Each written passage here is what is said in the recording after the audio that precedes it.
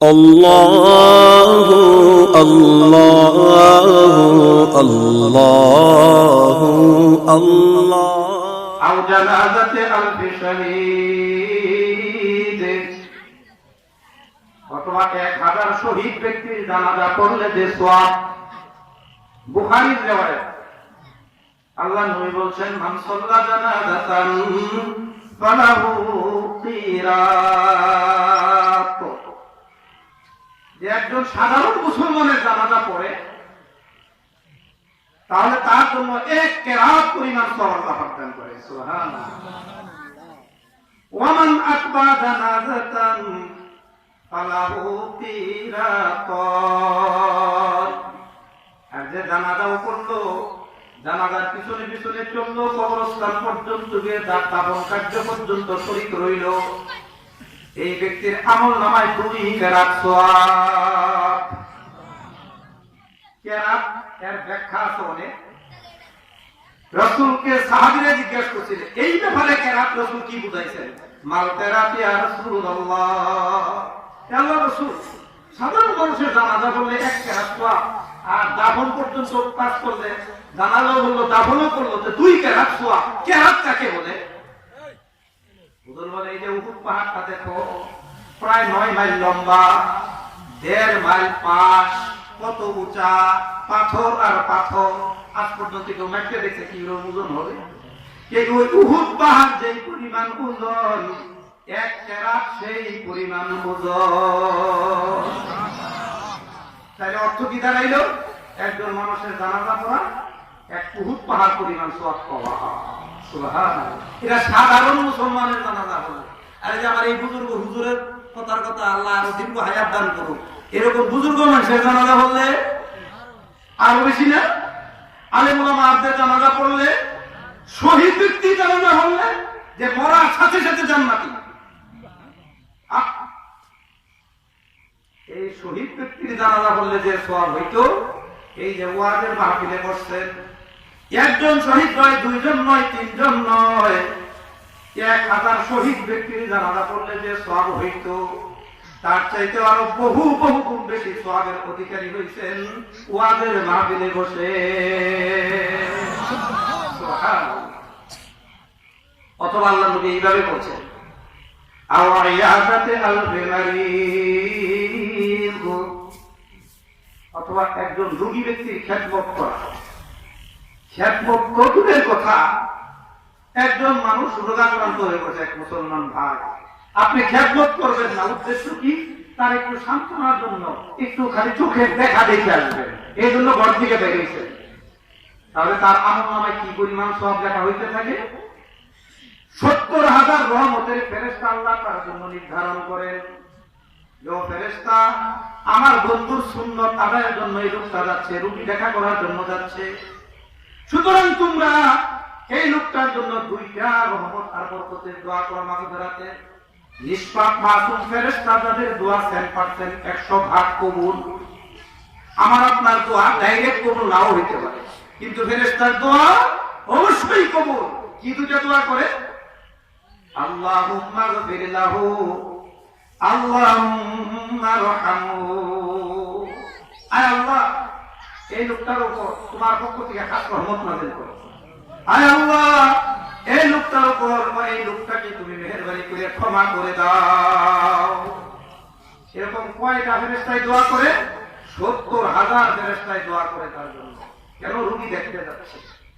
আর এই সকল মজলিস সম্পর্কে আমার নবী, আপনার নবী বলেছেন, একজন রোগীকে দেখা করা নয়, 2 জন রোগী দেখা করা নয়, 3 জন রোগীকে শুধু দেখা করা নয়, দেখা করা চাইতে আরো অনেক গুণ বেশি সওয়াব রোগীর খেদমত করা।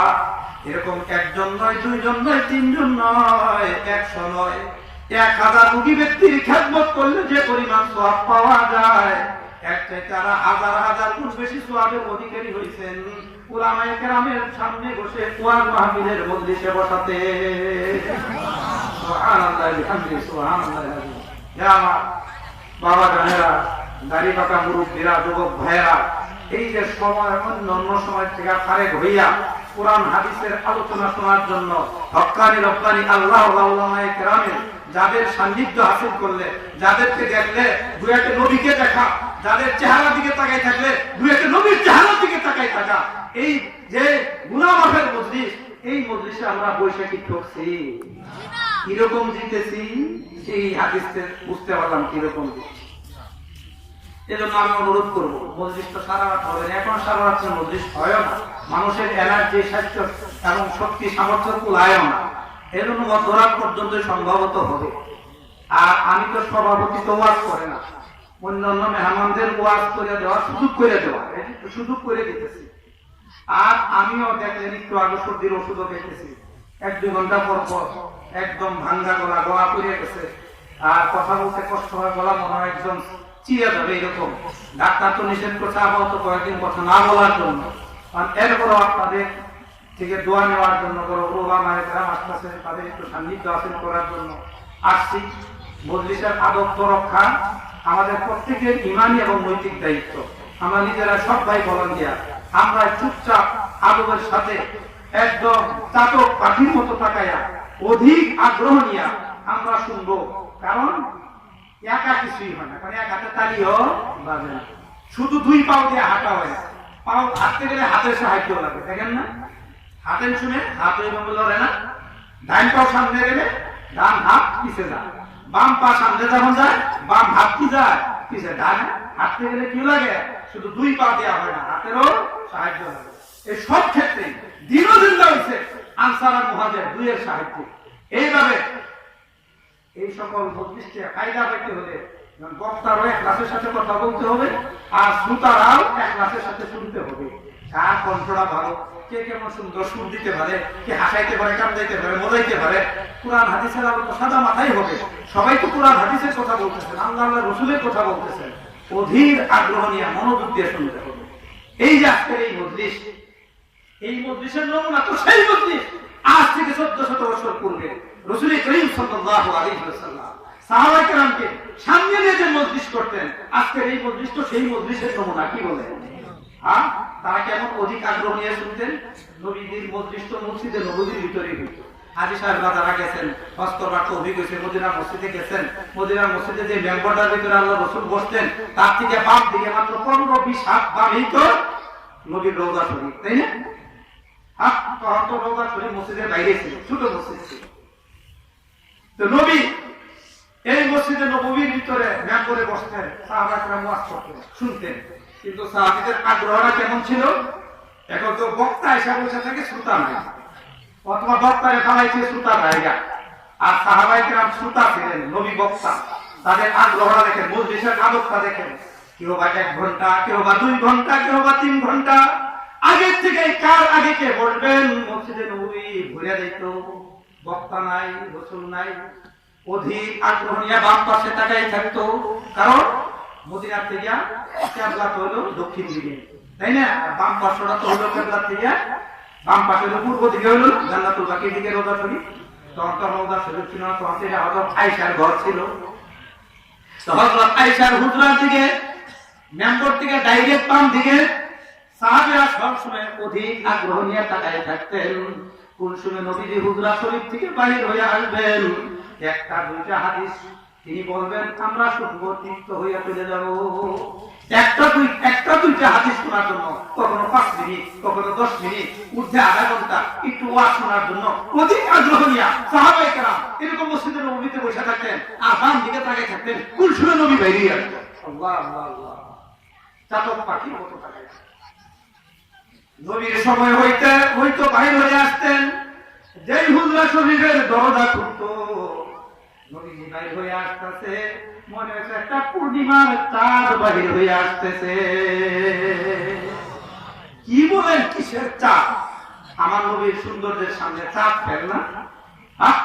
হযরত আয়েশা কি কবিতাটি বলছিল, লানা শামসুন ওয়ালিল আফাক শামসুন, লানা শামসুন ওয়ালিল আফাক শামসুন, ওয়া শামসি আফজালু মিন শামসিস সামাই, ওয়া ইন্নাশ শামসা তাতলু বাদাল ফাজরি, ওয়া শামসি তাতলু বাদাল ইশাই। হযরত মা আয়েশা বলেন এই বিশ্ববাসীর একটি সূর্য আছে যে সূর্য প্রতিদিন ভোরবেলা পূর্ব দিগন্ত থেকে উদিত হয়, সন্ধ্যায় পশ্চিমে ডুবে। আর আমি আয়েশার একটি সূর্য আছে যে সূর্য প্রতিদিন এশার পরে আমার হুজরা শরীরে উঠে। সেই সূর্যকে সরকারি আলম তাজুল মদিনা মুহাম্মদুর রাসূলুল্লাহ সাল্লাল্লাহু আলাইহি ওয়াসাল্লাম।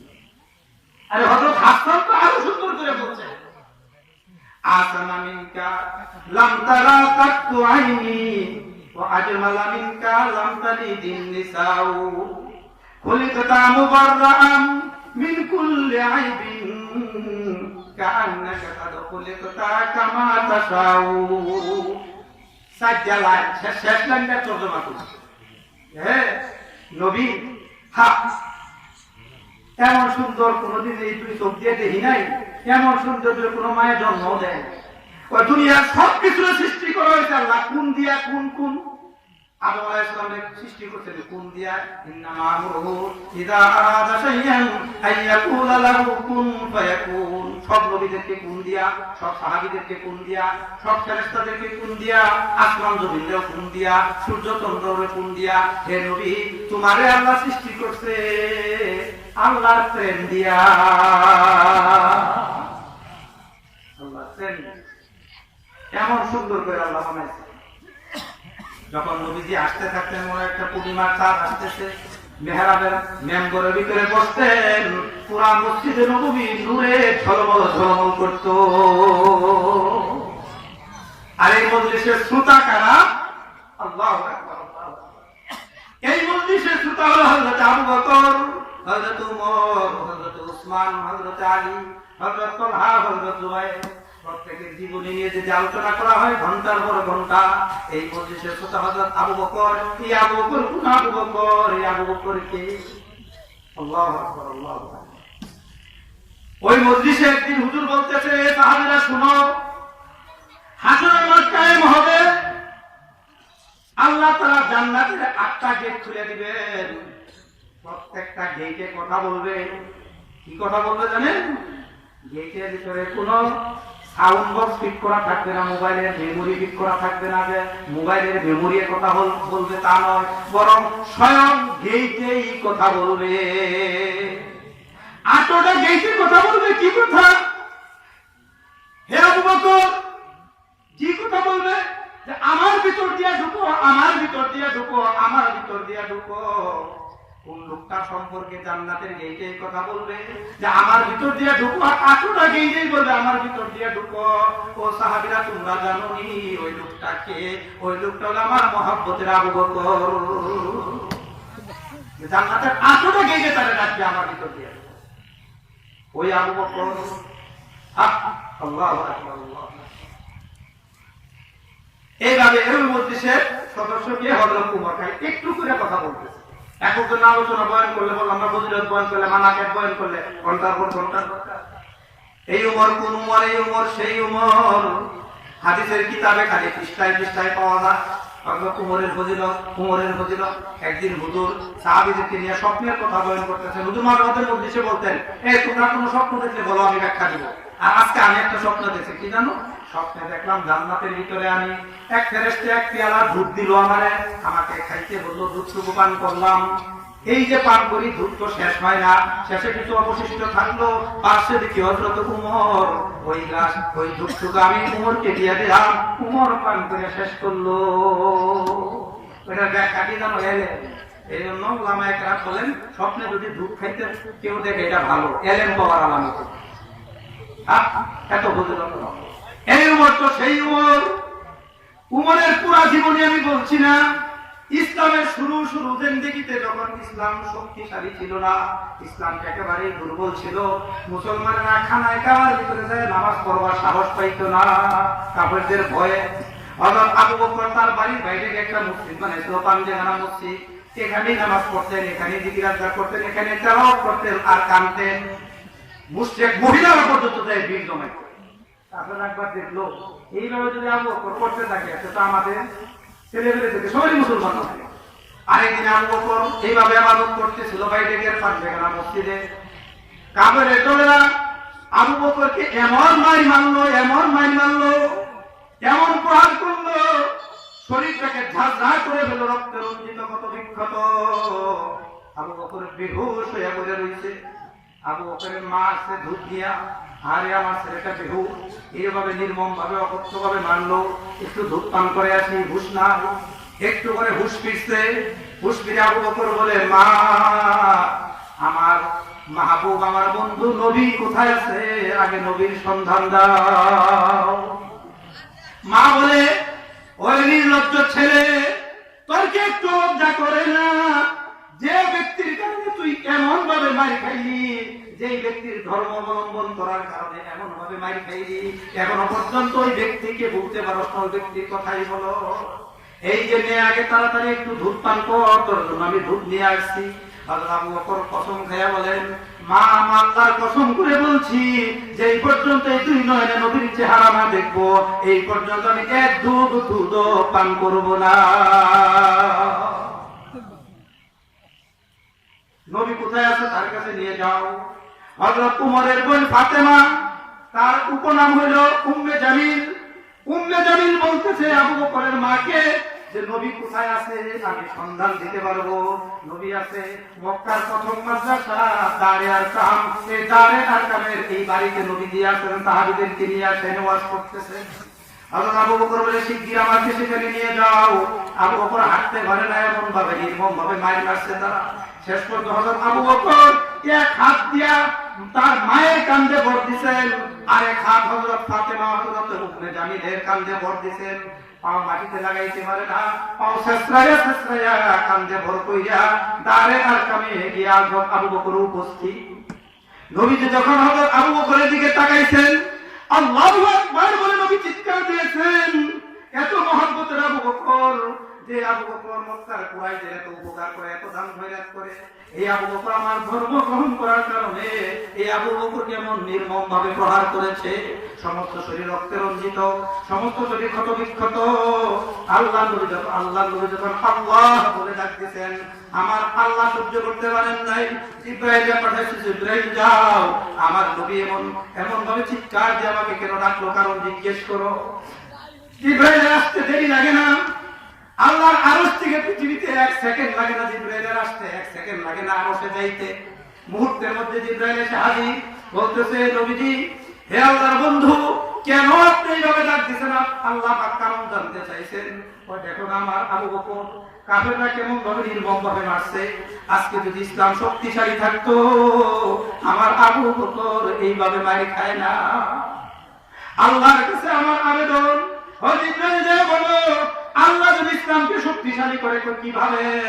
বড় বড় দুইটা কাফের আছে নেতা সাইজের, একটা হলো আবু জাহাল, আরেক নেতা হলো উমর।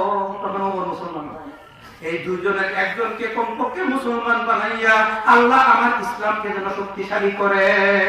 তবে দুইজনের যে কোনো একজনকে দিলেও চলে, তবে আমার দিনের তামান্না হইল যদি উমরকে কবুল করতো, উমরের সাহস বেশি আল্লাহ রাসূল জানেন। জিবরাইল মুহূর্তের মধ্যে চলে গেছেন আল্লাহর কাছে, বলে, আল্লাহ, তোমার হাবিব চিৎকার করছে। আল্লাহ চিৎকার করে ডাকতেছে, কারণ জানুনি? কারণ বলে আল্লাহ তো সবই জানে। এরপরে আল্লাহ তাআলা এটা শুনতে আল্লাহর ভালো লাগে। আল্লাহর কাছে বলে, তোমার নবী বলছেন তার 1 নম্বর মহব্বতের উম্মত আবু বকর এমন ভাবে মারিতেছে, ইসলাম যদি শক্তিশালী হইতো এইভাবে মারি ফেলত না। তার মনের তামান্না, হয় আবু জাহাল না হয় উমর, দুইয়ের একজনকে মুসলমান বানায় তুমি তোমার বন্ধুর ইসলাম ধর্মকে শক্তিশালী করো। আল্লাহ কয়, যাও যাও যাও যাও যাও যাও, আমি নবীর তামান্না অনুযায়ী উমরকে আমার বন্ধুর দরবারে পাঠাইতেছি। উমরের ইসলাম গ্রহণ করার ইতিহাস অনেক লম্বা। ওই তলোয়ার নিয়ে যেতেছিল, রাস্তার মাঝখানে ভক্তিবতীতে হা মুসলমান হয়েছে, শুনছে আবু নাহিম, তারে মারলো, তার বোনের কাছে গেছে, কোরআন শরীফ করতেছে, তারে ওই লম্বা কাহিনী বলা করতেছে। সবকিছু শুনে সে আগ্রহ জাগিয়ে গেছে নবীর কাছে যাবে। দাঁড়ে আরকামের দিকে উমর যায়, আস্তে আস্তে মন্থর গতিতে যায়। এদিক দিয়ে উঠে গেছে, উমর বাইরেছে নবীর কল্লা কাটার জন্য 100 উপকরণ ধরে। সাহাবীরা বলতেছে, ইয়া রাসূলুল্লাহ, অনুমতি দেন, উমর আপনার কাছে আসার আগেই তাকে দ্বিখণ্ডিত করে ফেলবো। নবী তো বুঝে ফেলছেন, দোয়া করছেন, নবীর দোয়া বৃথা যাইতে পারে না। আল্লাহর কাছে চাইছেন বন্ধুরে আল্লাহ না মাহরুম করবো, হবে না। তখন বলতেছেন নবীজি, না না না, উমরের চেহারায় বলে এই উমর আর আগের উমর না, আমার পর্যন্ত আসতে দাও, তোমরা কেউ কিছু বলো না, আমি একাই যথেষ্ট, যদি তাকে মারতে হয় তোমাদের মারতে হবে না, আমার পর্যন্ত আসতে দাও। নবী উমর মন্থর গতিতে মাথাটাকে নিচু করে আর লজ্জায় লজ্জায় নবীর দরবারে গিয়ে উপস্থিত নতজান হইয়া হুজুর খালি হযরত উমরের জামার ভিতরে বা চাদরের ভিতরে এইভাবে টান দিয়ে বলছিল, হে উমর, এখনো কি তোমার সময় হয় না? হযরত উমর বলেন, ইয়া রাসূলুল্লাহ, ইয়া হাবিবাল্লাহ, সময় হইছে বলেই তো আমি আপনার কাছে চলে আসছি, আর দেরি নয়, এই মুহূর্তে পড়াই দেন আশহাদু আল্লা ইলাহা ইল্লাল্লাহু ওয়া আশহাদু আন্না মুহাম্মাদান আবদুহু ওয়া রাসূলুহু। হযরত উমর মুসলমান, যে হযরত উমর মুসলমান হয়ে গেছে, আল্লাহর নবী নারায়ে তাকবীর দিয়েছেন, আল্লাহু আকবার, সকল সাহাবীরাও সাথে ধ্বনি দিয়েছেন। এই ধ্বনিতে বলা হয় তদানীন্তন যুগে মক্কার কাফেরগুলো, বিগতগুলো, পাহাড়গুলো কাঁপতে উঠছিল। জিবরাইল আসে, আল্লাহর নবী খুশি, জিবরাইলও খুশি। জিবরাইলের সাথে নবীর ছিল বন্ধুত্ব সুলভ ব্যবহার। আল্লাহ ডাকে না, মুহাম্মদ বলে নাম কয় না, ইয়া হ্যাঁ জিয়াসি মুজাসসির মুজাম্মিল তো করে ডাকে, নতুন নতুন নাম দিয়া। কিন্তু জিবরাইল এসে ডাকতো ইয়া মুহাম্মদ, বন্ধু সুলভ ব্যবহার। তো বন্ধু বড় খুশি, যে হাজার ব্যবহার কি তো খুশি হইতাম না? তো উমর আল্লাহর কাছে ভিক্ষা চেয়েছিলাম, আল্লাহ দিয়ে দিয়েছে মুসলমান। তো এটা আপনারা খুশি? ইয়া রাসূলুল্লাহ, শুধু আপনি খুশি আর সাহাবীরা খুশি তাই নয়, আমরা আকাশের সকল ফেরেশতা খুশি উমরের মুসলমান হওয়ার কারণে। শুধু তাই নয়, মহান রব্বুল আলামিনও খুশি। আর নারায়ে তাকবীর, আল্লাহু আকবার, শুধু আপনারাই বলছেন না, উমর যখন এই মুসলমান হয়ে গেছে, স্বয়ং আল্লাহ পাক আল্লাহু আকবার বলছেন, আমরা সকল ফেরেশতারা আল্লাহু আকবার বলছি, সারা বেহেশতে কেটে গেছিল, সারা বেহেশতে বেহেশত বিকম্পিত হয়ে গেছে। এই হযরত উমর আল্লাহর নবীর ওয়াজের মজলিসের সদস্য, শ্রোতা। এইভাবে হযরত উসমান, হযরত আলী, হযরত তালহা, হযরত প্রত্যেকের এরকম আলাদা আলাদা বয়ান করলে সারা রাত লাগবে, আমরা নিয়ে যাচ্ছি না, হুজুর আওয়াজ করবো। যাই হোক, এই যে এই ওয়াজের মজলিসের সদস্য ছিলেন কেমন আল্লাহওয়ালা সাহাবায়ে। এখন একটু না বললেই তো নয়, এই ওয়াজের মধ্যমণি তিনি ওয়াজ করবেন, উনি কেমন? উনি কে? আল্লাহু আকবার, আল্লাহু আকবার। উনি তো হলেন হযরত মুহাম্মদুর রাসূলুল্লাহ সাল্লাল্লাহু আলাইহি ওয়াসাল্লাম। রাসূল সাল্লাল্লাহু আলাইহি ওয়াসাল্লাম ওয়াজ করতেন আর সাহাবায়ে কেরাম ওয়াজ শুনতেন। মজলিসের নূরটা কেমন ছিল, মজলিসের রৌনকটা কেমন ছিল, মজলিসের অবস্থাটা কেমন ছিল।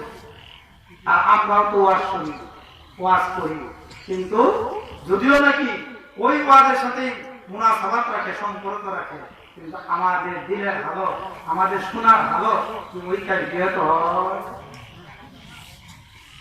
এই জন্যই তো ওয়াজ মাশাআল্লাহ কম হয় না, কিন্তু ওয়াজের যে ফায়দা হচ্ছে তুলনামূলক কতটুকু ফায়দা হয় না। এরপরেও বলবো আলহামদুলিল্লাহ, ফায়দার থেকে খালি না। অনেকে কয় এত হুজুরকে লেগে, এত মাদ্রাসাকে, এত ওয়াজকে, মনে হয় বেশি বেশি ওয়াজ হইলে শরীরের ভিতরে অ্যালার্জি হয়ে যায়। এক শ্রেণীর মানুষের, এক শ্রেণীর মানুষের তো হুজুরগণ নাম উঠলে শরীরে অ্যালার্জি খাতারি শুরু হয়, আছে না? এরকম লোক কিন্তু তারা আমরা আমার মতো এত কম শিক্ষিত লোক না, এরা বড় বড় শিক্ষিত, বড় বড় শিক্ষিতরা যে হুজুরগণ নাম শুনলেই চিৎকারি কয়েছে তো হুজুর কইয়া, হুজুরগণ নাম শুনলেই শরীরের মধ্যে জ্বলন উঠে পড়ে, কওমি মাদ্রাসার নাম শুনলেই জ্বলন উঠে পড়ে, হুজুরগণ নাম উঠলেই শুনলে জ্বলন উঠে পড়ে, আলোচনা ওয়াজের মসজিদ এইভাবে বেশি বেশি ওয়াজ হতে শুনলেই জ্বলন উঠে পড়ে, আছে না? এরা কারা? শুধু মাথা বলা না, কিন্তু বড় বড় মাথা বলা। এক সময় তো কইতো কওমি মাদ্রাসা থেকে হুজুররা পয়দা হয়, এই কওমি মাদ্রাসাগুলো হলো জঙ্গি প্রজনন কেন্দ্র, কইতো না? কইতো না? তারা কইছে এরা শুধু ছোট মাথা বলারা। এক সময় কওমি মাদ্রাসার সমস্যা, আসলে মাদ্রাসার সমস্যা ছিল না, কিন্তু সমস্যা কিছু বুদ্ধিজীবীদের মাথার সমস্যা ছিল, যার জন্য তারা কওমি মাদ্রাসা কইতো জঙ্গি প্রজনন কেন্দ্র। কওমি মাদ্রাসার নাম শুনলে আলহামদুলিল্লাহ করেন, বলেন জোরে আলহামদুলিল্লাহ।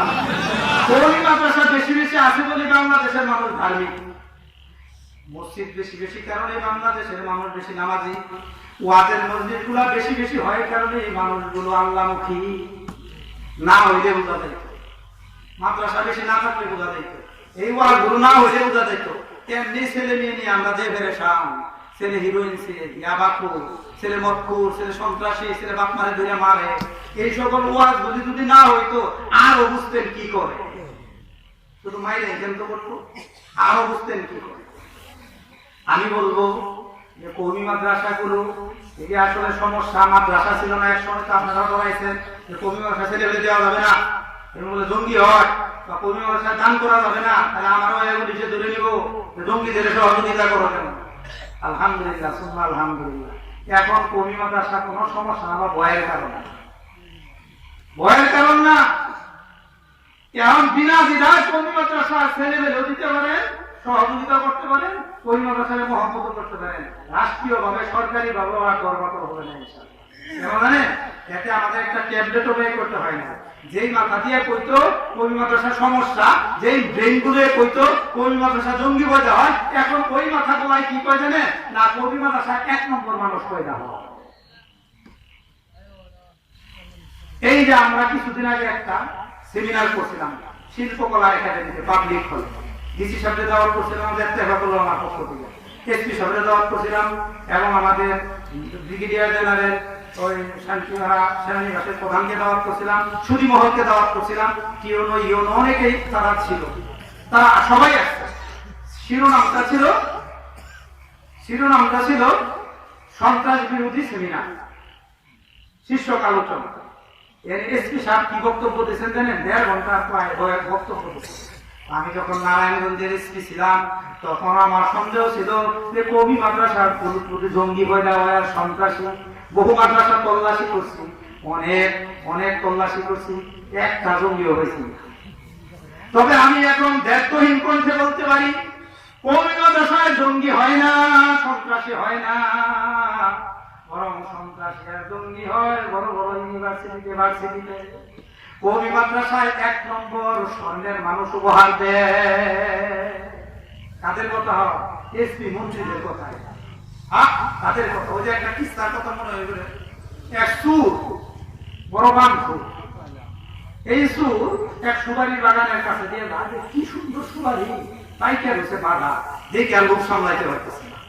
এক গাছ উঠছে, এক বাধা লয়ে যাবে, যেই গাছ উঠছে পাশে আরেক সুপারি গাছ একদম 1 হাত দূরে, ওরা পান গাছ, একটা পান ঢুকে রয়েছে।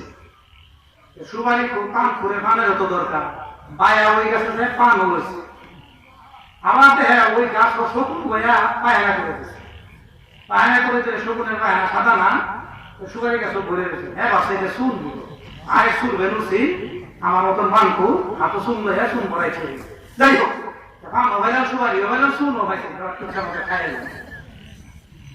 সুপারি গাছে সুপারি শকুনের পায়না শুনলে মজা করে খা, আর আনন্দে মনের সুখে গান গায়। আমার আল্লাহর বড় গুণ, যেই গাছেতে পান সুপারি সেই গাছেতেই শুন, ওই দশা হয়েছে। আমরাও বলবো আমার আল্লাহর বড় গুণ, আমার আল্লাহর বড় গুণ। ও ব্রেইনওয়ালারা, ও হ্যাঁ মাথাওয়ালারা, বুদ্ধিজীবীরা, যেই মাথা দিয়ে একসময় বলতা ওই মাদ্রাসা হলো জঙ্গির ফ্যাক্টরি, জঙ্গির কারখানা, ওই মাথা দিয়ে এখন বলো কওমি মাদ্রাসাগুলো হলো আদর্শ মানুষ গড়ার ফ্যাক্টরি। আমার একটা ট্যাবলেটও আমাদের ব্যয় করতে পারি, এখন তারাই বলতেছে এই কথা।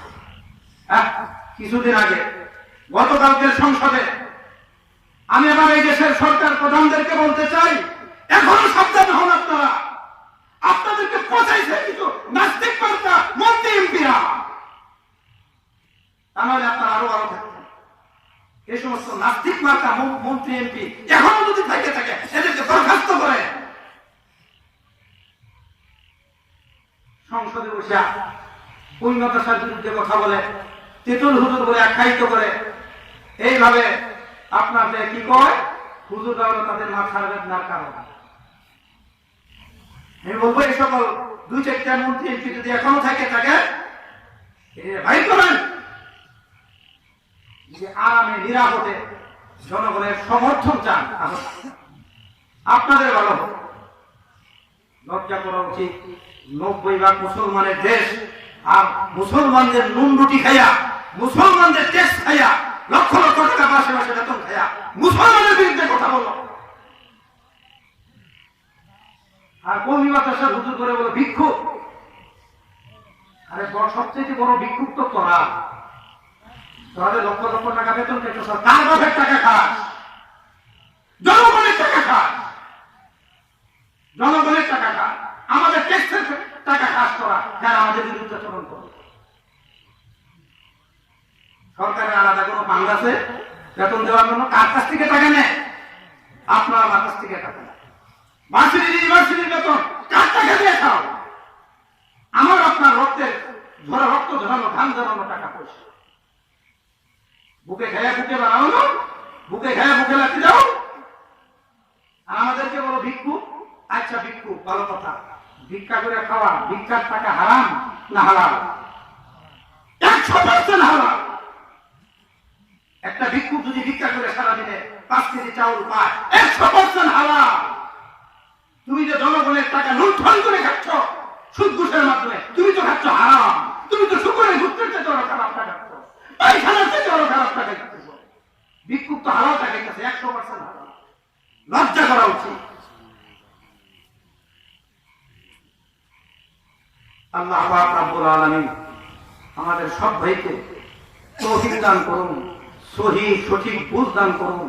উলামায়ে কেরামের বিরোধিতা যারা করে, আল্লাহ বলছেন, আল্লাহ হাদিসে কুদসিতে বলছেন, মান আতানি ওয়ালিয়ান ফাকাদ আযামতুহু বিল হারবে। যে আমার আল্লাহ আলেম আমাদের আল্লাহর ওলিদের বিরুদ্ধে আচরণ করে, তার বিরুদ্ধে আমি আল্লাহ যুদ্ধের ডিক্লেয়ার দিলাম। কারণ আল্লাহর লোকে যুদ্ধ করে আমার বাপের টাকা। এটাও যারা আমাদের সমালোচনা করে, তারা মৌতের সময় কালেমা নসিব হয় না। খবর নিয়ে দিচ্ছে আল্লাহ এই কলিকে এত দূর দিয়ে বলছেন, যারা জীবন ভালো আমাদের সমালোচনা করছে, আলেম ওলামা দেখতে পারে না। এদের কবর খনন করে দেহ, খ্রিস্টানদেরকে যেরকম মারি নিয়েছে বুঝতে রাখে, খ্রিস্টান হয়ে গেছে। এদের চেহারা কেমন দিকে নাই, তবে সাবধান, এমনি নিজের কিছু সম্পর্ক নাই। ওতে নেকি নাদারি বদমাকুম উহিব্বুস সালিহিনা ওয়ালাস্তু মিনহুম লাল্লাল্লাহ ইয়ারযুকুনি সালাহা। আবু হানিফা রাহমাতুল্লাহ আলাইহি কথায় তিনি একাধারে এখান নামাজের ওযু দিয়া ফজর নামাজ পড়তেন, সারা রাত ইবাদত করতে গিয়ে কিতাব দেখে কাটাইতেন। এরকম একটা লোকে কি কর, আমি তো তেমন কিছু হইতে পারলাম না, আমি তো না খান্দা, কিন্তু আল্লাহ ওনাদেরকে আমি মহব্বত করি, এই জন্য এই আশায় করি যাতে করে আমাকে আল্লাহ ওনাদের সাথে হাসর করে, আমাকে আল্লাহ ওনাদের সাথে জান্নাতে নিয়ে যায়।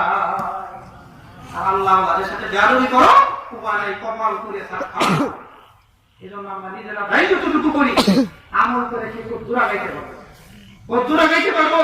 আমার সম্পর্কটা যদি ওই যে ময়মনসিংহে বড় বড় রেলগাড়িটা ইঞ্জিনের সাথে যে ডাব্বা জুড়া আছে, ওই ডাব্বা যদি থার্ড ক্লাস হয়, সিট গুলো যদি ভাঙ্গা বসে খায়, কেউ ইঞ্জিনের সাথে সম্পর্ক থাকলে ঢাকা আপনাদের পৌঁছাই, কি বলে? আর ইঞ্জিনের সাথে সম্পর্ক না থাকলে আপনি ঘুরে এইভাবে আল্লাহ আমরা হলো ইঞ্জিন। ওই সমস্ত ইঞ্জিনের সাথে যদি আমার সম্পর্ক থাকে, আমি যদি থার্ড ক্লাসের মানুষ হই, বড় আলেম ওলামাও না হই, কোরআন পড়তে নাও যদি জানি, কিন্তু আল্লাহর ওলিদের সাথে আমার সম্পর্ক, আল্লাহর ওলিদেরকে আমি ভালোবাসি। আল্লাহর আমান আহাব্বা হাদিস, যেটাকে ভালোবাসে তার হাসর তার সাথে হবে। যেদিন কালমাসকে যদি কেউ ভালোবাসে, খ্রিস্টানদেরকে যদি কেউ ভালোবাসে, খ্রিস্টানদের রীতিনীতিকে যদি কেউ ভালোবাসে, তাহলে তার হাসর খ্রিস্টানদের সাথেই হবে। নাস্তিকদের যদি কেউ ভালোবাসে, ওই দলের অন্তর্ভুক্ত যদি হয়, তার হাসর নাস্তিকদের সাথেই হবে। আর একজন মানুষ যদি আল্লাহর ওলিকে ভালোবাসে, আল্লাহর ওলির সাথে সম্পর্ক রাখে, আল্লাহর ওলির ইঞ্জিনের সাথে নিজের ডাব্বাটাকে লাগায় রাখে, নিজে যদি থাকতে আসে হয়, আল্লাহর ওলি জান্নাতের যে মোকামে যায় করবেন, আল্লাহ দয়া করে ওই ইঞ্জিনের সাথে সম্পর্ক থাকার কারণে আমাকে আল্লাহ ওই জান্নাতের ওই জায়গায় নিয়ে পৌঁছাইবে। আল্লাহ পাক রব্বুল আলামিন আমাদের সকলকে আলেম আমাদের সাথে থেকে আল্লাহর ওলিদের সাথে থেকে, নামাজীদের সাথে থেকে এই দুনিয়া থেকে বিরাট শেষ পর্যন্ত তাদেরকে তাদের মহব্বতের ছায়াতলে থেকে দুনিয়া থেকে যাইবার তৌফিক দান করুন।